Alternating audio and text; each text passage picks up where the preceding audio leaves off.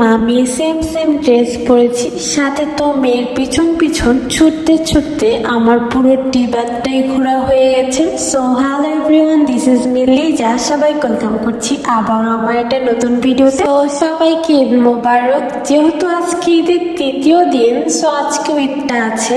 আর ছোটবেলা থেকেই শুনে এসেছি ঈদ হচ্ছে 3 দিন, সো 3 দিন পর্যন্ত আমরা ঈদ উদযাপন করতে পারবো। আর এই ঈদের সময় যদি বাসায় কোনো গেস্ট আসে তাহলে তো এই ঈদের মজাটা আরো দ্বিগুণ বেড়ে যায়, কারণ একা একা ঘুরতে তো খুব একটা ভালো লাগে না, আরো কেউ একজন অ্যাড হলে তো আরো বেশি ভালো লাগে। যেহেতু আমাদের বাসায় ছোট্ট ছোট্ট 2টা সদস্য এসেছে ঘুরতে, ঈদের পরেই তারা এসেছে, সো ভাবলাম তাদেরকে নিয়ে একটু বের হয়ে দিন আমরা চলে গেছিলাম টিবাতে। আর আমরা রাজশাহীর মানুষ, টিবাতে যাব আর এই পেয়ারা মাখানো খাবো না, এটা কি হয়? আমাদের রাজশাহীর সবচেয়ে ফেমাস হচ্ছে এই টিবাদের পেয়ারা মাখানো, যেটা না খেলে একদম আপনারা মিস করবে। আর আমরা সাথে তো নিয়েছিলাম আনারস মাখাটা, আর এটা খাইতে এত বেশি মজা, ঝাল ঝাল ছিল, টক মিষ্টি ছিল, খেতে অনেক বেশি মজা লাগতেছিল।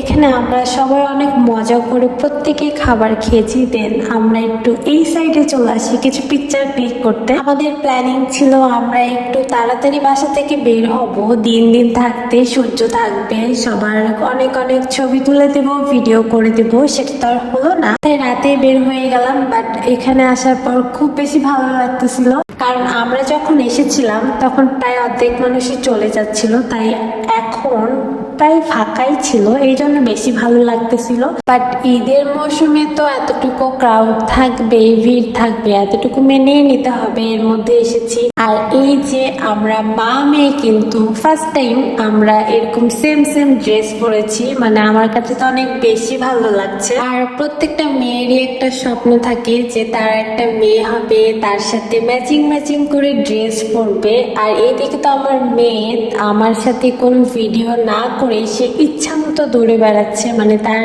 মর্জি মতো সে যেটা চাচ্ছে সেটাই করতেছে। আর এইদিকে কিন্তু আমাকে প্রত্যেকটা ভিডিও আমার বোনের ছেলে করে দিয়েছে। মাশাআল্লাহ, সে অনেক সুন্দর সুন্দর ভিডিও করতে পারে, অনেক সুন্দর ছবিও তুলতে পারে। যেহেতু আমরা অনেক খাওয়া দাওয়া করেছি, ঝাল খাবার খেয়েছি, তাই পানি তেষ্টা পেয়েছে, তাই ভাবলাম আমরা একটু এই ড্রিঙ্কস গুলো খাই। এই যে আমার বোনের ছেলে, সে মাশাআল্লাহ অনেক সুন্দর সুন্দর ভিডিও করতে পারে, অনেক সুন্দর ছবিও তুলে দিতে পারে, আমাদের অনেক সুন্দর সুন্দর ছবি তুলে দিয়েছে। এদিকে আমরা এটা খাওয়া দাওয়া করে দেন চলে এসেছিলাম এইদিকে। এসে দেখে আমার মেয়ে তিরিং বিরিং নাচ শুরু করে দিয়েছে। আর আমার মেয়ের বাসা থেকে বের হলে তার একটাই বায়না, সে আইসক্রিম খাবে। সে বারবার করে চলে যাচ্ছে আইসক্রিমের দোকানে, বাট আমি তাকে কোনোভাবে মানা করতে পারছি না, বা কোনোভাবেই তাকে রাখতে পারছি না যে আইসক্রিম খাওয়া যাবে না, খেলে ঠান্ডা লেগে যাবে।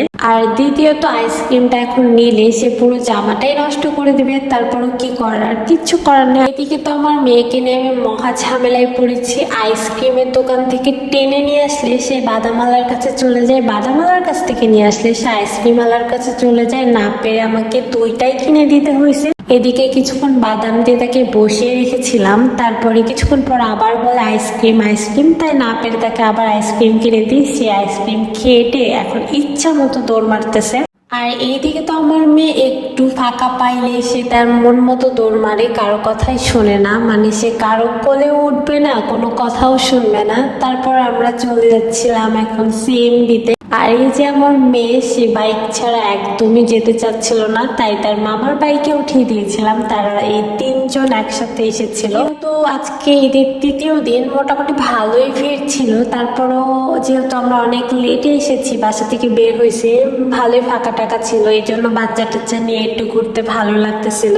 আর এইদিকে আমার মেয়ে, সে কোনোভাবে বাইক থেকে নামতে চাচ্ছিল না, সে তার মামার সাথেই ঘুরে বেড়াচ্ছিল। আর ছোট্ট একটা কথা ক্লিয়ার করি, আমার বোনের জামাইকে মানে আসলামকে আমার মেয়ে মামা মামা বলে ডাকে, যার কারণে সে মামাই সবসময় ডাকে, তাই আমিও মামাই বলতেছিলাম যে তার মামার সাথে ঘুরে বেড়াচ্ছে। যেহেতু এদিকে মোটামুটি আমাদের খাওয়া দাওয়া শেষ, তাই ভাবলাম ওদেরকে রান্নার মিষ্টিটা খাওয়াই, গরম মিষ্টি আর পুরিটা।